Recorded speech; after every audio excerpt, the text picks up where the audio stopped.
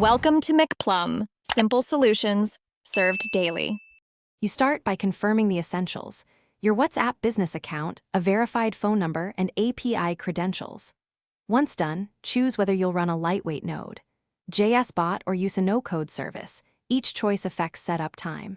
Now install Node, JS, and NPM, or create an account on the platform. Make sure to save your API key and webhook URL.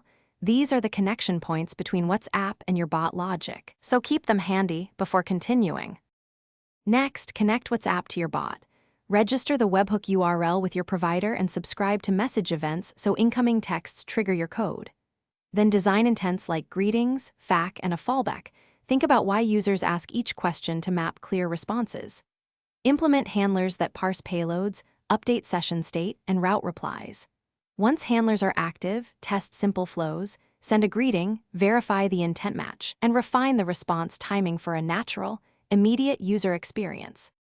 To finish, run end-to-end tests with real numbers and invite a small group of beta users to exercise common paths. Monitor logs for delivery status, latency, and any error codes. These tell you why messages fail or timeout. Once satisfied, deploy to production and schedule regular checks. If things go wrong, first restart the webhook and re-verify API credentials.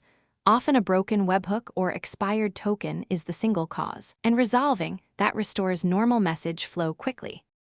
Thanks for watching. Stay juicy and subscribe.